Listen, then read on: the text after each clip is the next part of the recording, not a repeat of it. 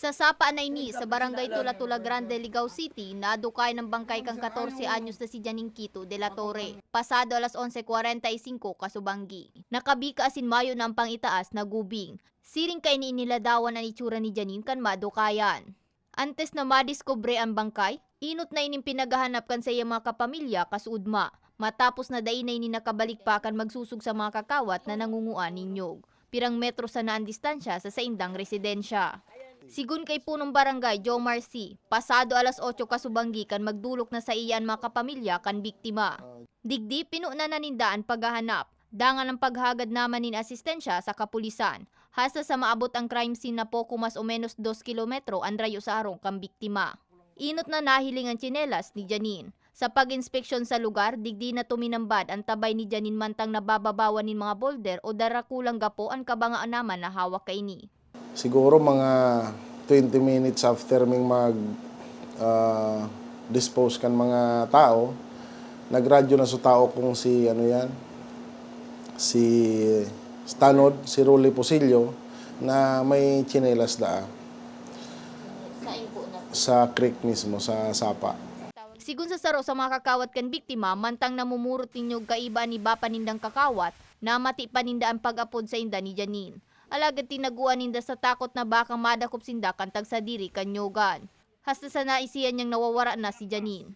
Pag naguli na siya. Kaya inano niyo. Mga anong oras kayo bumalik sa bahay niyo?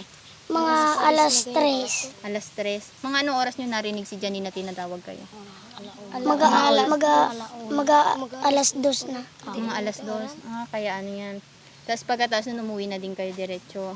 Pagkatapos nauna siyang umuwi, tapos sumunod kami. Wala na si Janine.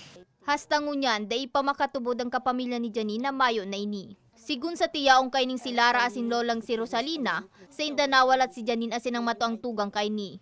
Huli ta nagtatrabaho sa Kuwait ang ina kaini. Mantang biktima ning pambabadilgadan ang ama kaini anum na taon na ang nakaagi. Masakit po sa loob kasi po yung nung nakita po namin yung bangkay ni Janine po. Grabe po talaga. Talagang hindi na ba makilala yung itsura ng... May yung katawan niya po nakikilala po, pero yung sa mukha po, may way na di na siya makikilala. Kaya nung makita namin siya, talagang kaawa-awa, sumisikip yung dibdib ko. Kagabi talaga.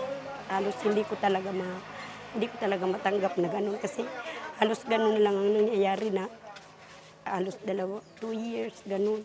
May umaalis sa pamilya namin.